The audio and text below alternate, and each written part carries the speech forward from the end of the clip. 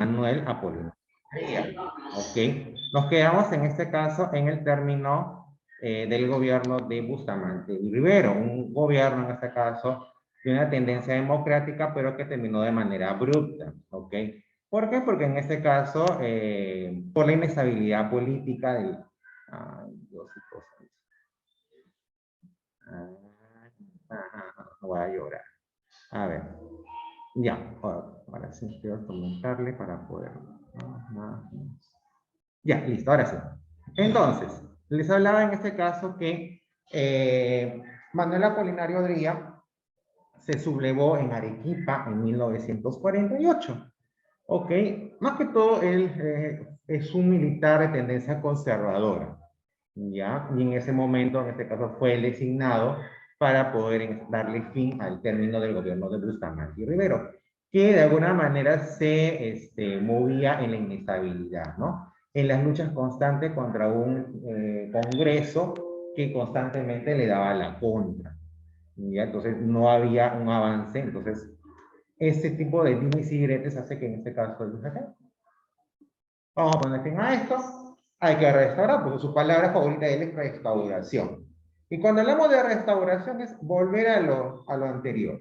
El gobierno de Bustamante y Rivero fue un gobierno más que todo democrático, abierto, ya que intentó, en este caso, legalizar a todos los partidos importantes de su momento, APRA, comunismo. Posteriormente, en este caso, debido a, a surgen ciertos problemas con el APRA, entonces vuelve el APRA nuevamente a la ilegalidad, ¿no? Y con Odría se va a mantener en la ilegalidad también, ¿ok? Entonces, el gobierno de este señor Odría comprende dos etapas. Si bien dura 8 años, tiene dos etapas. Primero, una etapa ejercida por una junta militar, ¿ok? Siempre que hay un derrocamiento, llega al poder, en este caso, un conjunto de generales, ¿ok? Donde uno es el líder y en este caso es el que da el camino, el derrotero para o bien quedarse en el poder o bien en este caso llamar a elecciones. En este caso, la idea era que él continuara en el poder. ¿Ya? Y hay una segunda etapa ya del gobierno de Manuel Apolinario Odría, que comienza el 28 de julio de 1950. Este régimen es denominado el ocheño, ¿por qué? Porque fue un gobierno que duró en total 8 años. ¿Ok? Retomó una política económica liberal a ultranza, ¿ya? En el sentido de contar con una menor intervención del Estado en el aparato productivo. A ello se añadió un tipo de control sobre los movimientos sociales, ¿no? Que combinaba represión con autoritarismo y también paternalismo clientelista y una persecución a políticos opositores al régimen. Es decir, cuando hablamos de una política económica liberal, es que en este caso el Estado se reduce a ser un mero árbitro, ¿no? En teoría, en donde solamente lo que hace es dar ciertas normas y prever que se cumpla, ¿no? Ciertas relaciones económicas. Nada más. No tiene ninguna injerencia en las empresas. Las empresas son para los privados, ¿ok? Y el Estado solamente hace un control, ¿no? En teoría, obviamente, ¿no? Y cuando hablamos en este caso de represión, quiere decir que podía,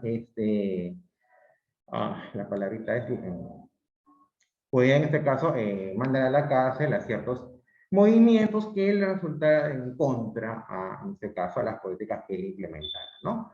Controlar movimientos sociales, es decir, evitar en este caso que hubiera algún tipo de rebelión, ¿okay? O en este caso, ideologías contrarias a lo que él estaba proponiendo, ¿ok? Clientelismo, en este caso, se puede ver en dos formas, ¿ya? Hay un clientelismo en este caso que se dice que es cuando el Estado le da bonos o ciertos beneficios a la gente, ¿no? Entonces, se dice, no es un clientelismo paternalista porque las personas recurren a papá Estado, el papá Estado te da el dinero para que puedas hacer lo que quieras.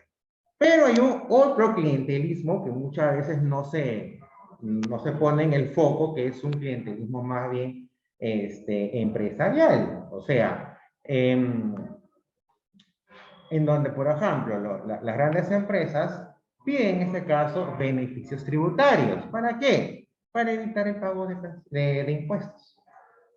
Y, y ese tipo de clientelismo es un clientelismo que es bastante discreto.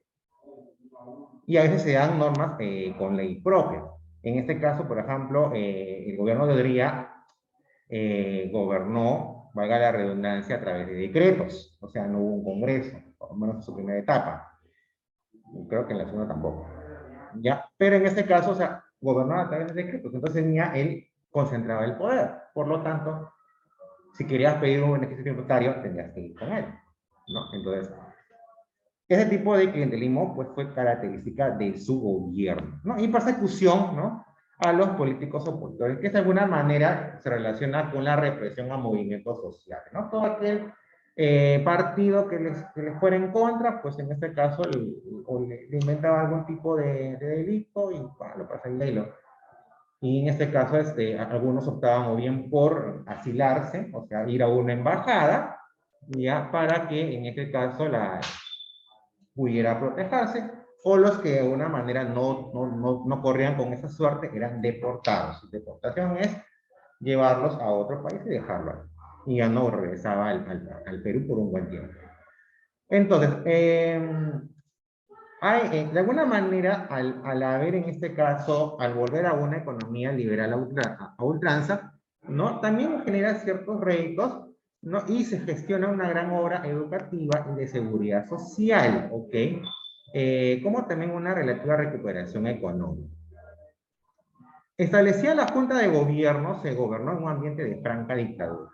La Junta que presidió gobernó sin parlamento, por medio de decretos leyes, como le mencioné. Así, dicha junta se caracterizó por la violación de las garantías individuales. Para ello contó con el apoyo del Decreto Ley de Seguridad Interior de la República en julio de 1949, que permitía la persecución política. El APRA y el Partido Comunista fueron, en este caso, puestos fuera de la ley.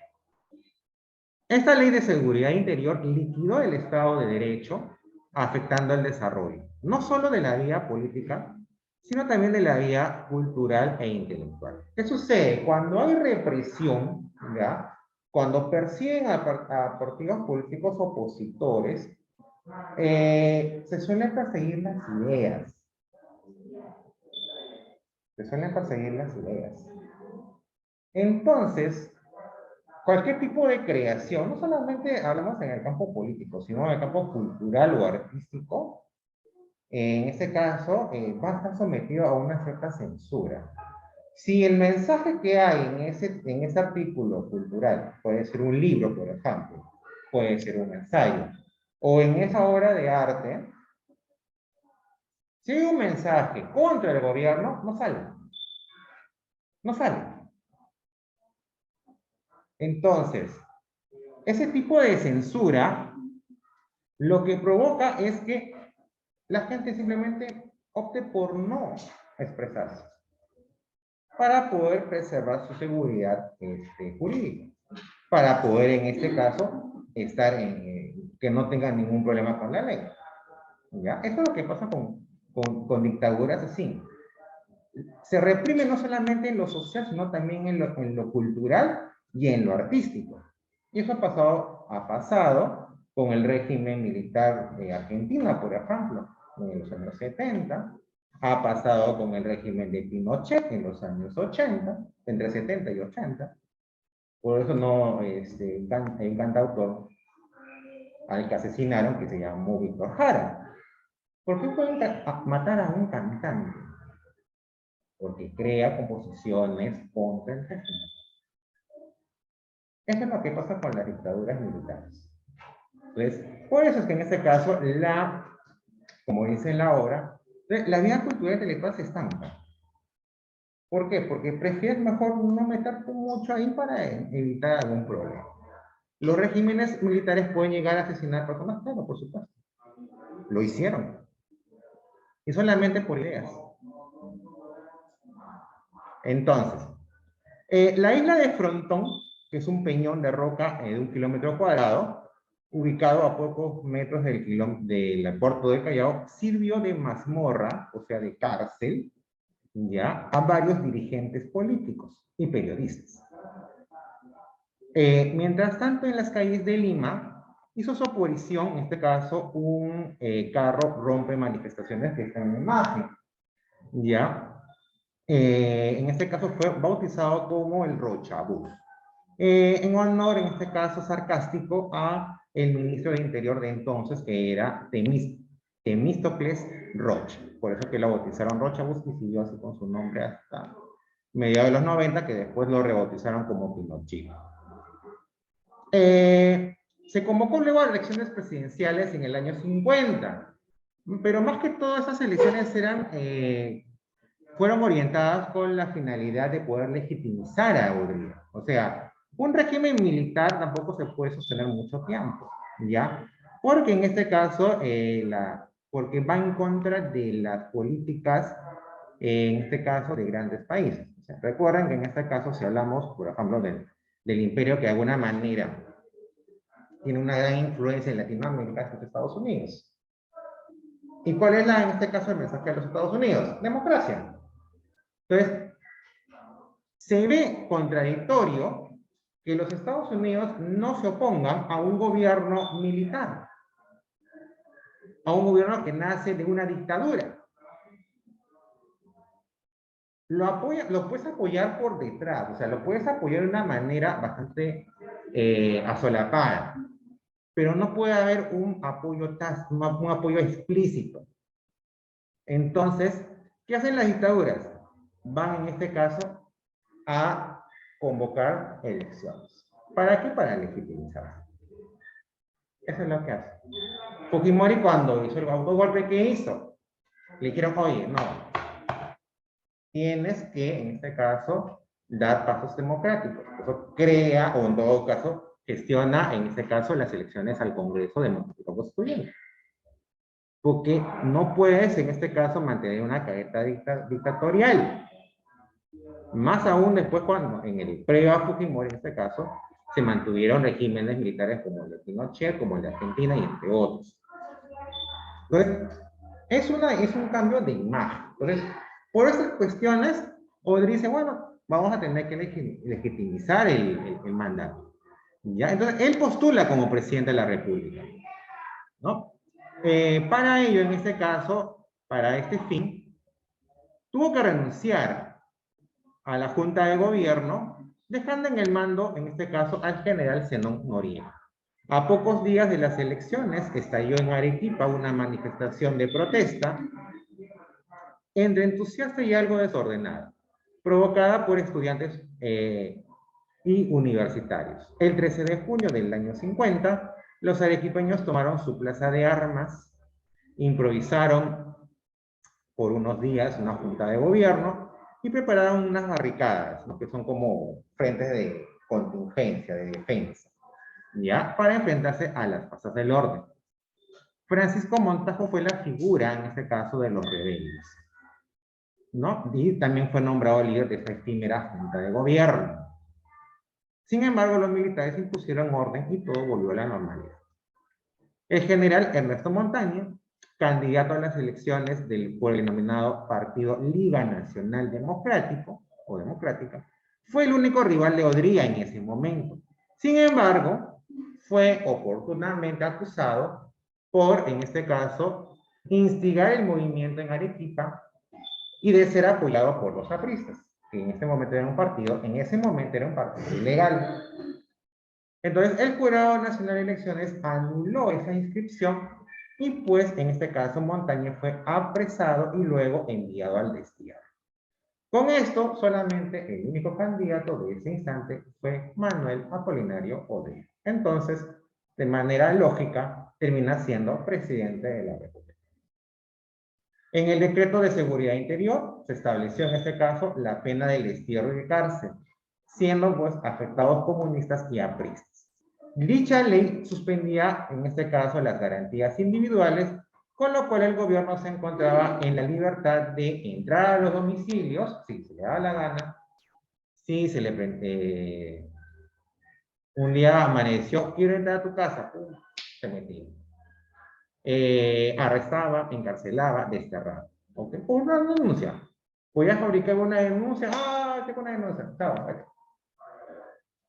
Entonces, voy a manipular eso. Manipular las denuncias. ¿Sabes qué? Este pata no me cae.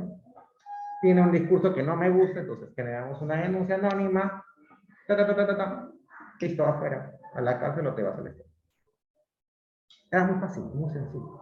Sin libertades individuales. Ahorita, por ejemplo, es que alguien entre a tu casa. Está prohibido. Tiene que haber una orden del juez. Pero en ese tiempo no. No podían hacer. Entonces, esas son las diferencias entre una democracia y una dictadura. El 3 de octubre del 48 se gestiona una rebelión, estalló una rebelión, ¿no? En este caso, con el cual cae el gobierno de Bustamante. Entonces, como esta rebelión, en este caso, fracasa, ¿no?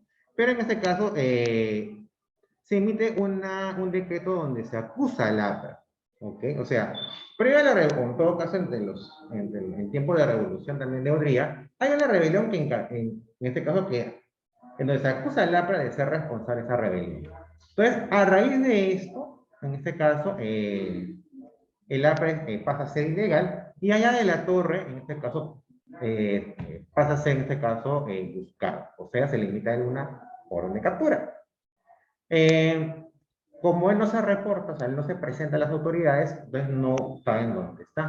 Entonces termina siendo buscado. Posteriormente, en ese caso, el líder aprista ingresa a la embajada de Colombia. ¿Ok? Lo reciben y se queda por un total de 63 meses. O sea, estamos hablando del año 1949 hasta abril de 1954. O sea, más o menos se quedó unos 5 años en la embajada de Colombia, porque no podía salir. Y así de una manera hasta que logra, en este caso, su derecho de asilo y su salvoconducto. Con el salvoconducto él puede salir del país y no lo... Este es un procedimiento que es respetado, es normalizado, normatizado y respetado. Entonces, así sea un gobierno militar, no puede entrar a una embajada ajena, porque eso está agrediendo el país. Una embajada de un país es el lugar donde está la embajada, es un territorio soberano de ese país. El gobierno, en este caso el Estado que lo acoge, no puede entrar a ese lugar porque estarías invadiendo soberanía. Por eso que así haya sido un gobierno militar, no podían entrar a la embajada de Colombia, porque generarías un conflicto con ese país. Entonces, por eso que allá la torre aprovechó y se quedó prácticamente 5 años hasta que pudo él, le dieron el derecho al asilo y pudo salir del país, ¿no? Se produjeron encarcelamientos, allá, ¿no? O sea, el gobierno de Odría fue una constante, en este caso, fue una constante represión. Y ya, mira, estamos viendo hasta ahora y es básicamente en este caso es represivo. Está con, o sea, persiguen a quienes, persiguen a a todo aquel que no está, o que tiene en este caso, o bien es un partido ilegal, o bien en este caso pregone algunas ideas contra, en este caso, lo que viene trabajando el gobierno. Entonces, se producen encarcelamientos, persecuciones, ¿ok? A través de la policía secreta, ¿no? Que sacaron en este caso de un personaje llamado Alejandro Esparza Sañar, que posteriormente es, en este caso, destituido en una protesta en Arequipa en 1955. Muy parecido, es como que de repente puedo decir como que un antecedente de lo que fue como Montesinos, ¿no? Pero con ciertos rasgos de diferencia, ¿no? E incluso Alejandro Esparza Sañartu es bastante descrito, o sea, tiene una descripción muy interesante en el libro de Vargas Llosa, Conversación en la Catedral. Ahí o sea, Vargas Llosa se sitúa en tiempos del gobierno de Odría y describe en este caso cómo era la situación. Y en este caso un encuentro que tiene con este señor. En cuanto al aspecto económico, ¿ya? La bonanza económica, ¿por dónde llega? ¿Dónde llega?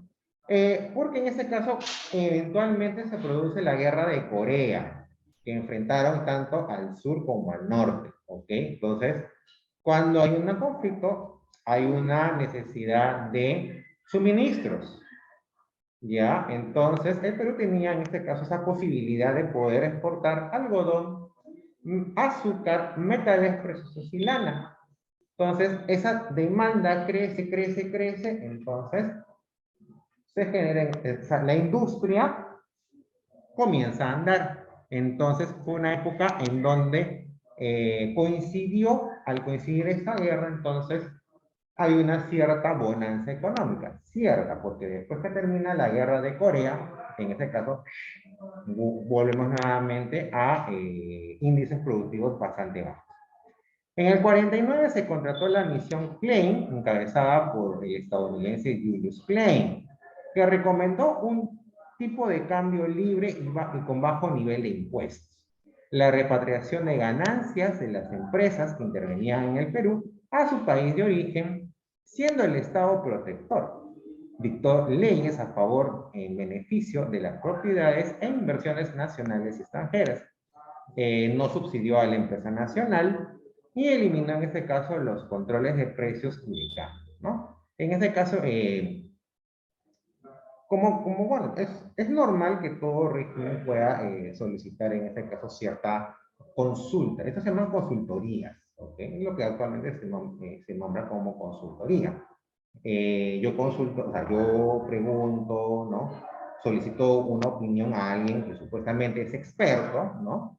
Sobre un tema que yo no manejo. Entonces, un gobierno militar, donde casi nadie maneja bien la economía, pues bueno, entonces van y piden una consulta. Lo malo es que a veces le pides a alguien que tiene, de alguna manera, no es tan independiente en su opinión, porque de alguna manera tiene que beneficiar a su país de origen. Entonces, da ciertas recomendaciones, en este caso, que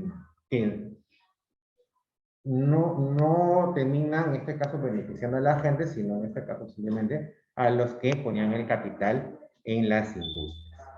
Se elimina, se promulga el Código de Minería en el año 50, el cual reduce los impuestos, o sea, bueno, reducen los impuestos, ¿ya? A la exportación y exonera el pago por importación de equipos.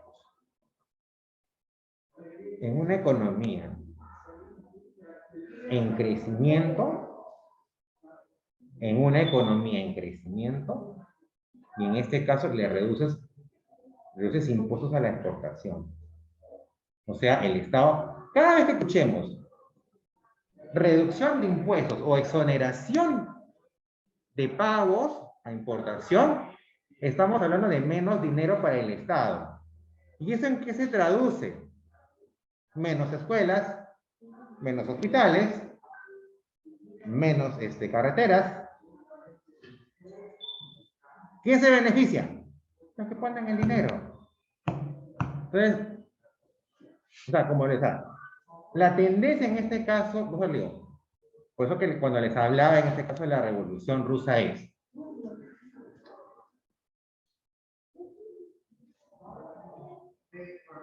¿ya? Entonces, cuando les hablaba de la Revolución Rusa, ¿ya? ¿Qué les decía? Ya estamos con la hora, Ya, entonces, a ver, para terminar, ya después ya les daré más explicaciones al respecto.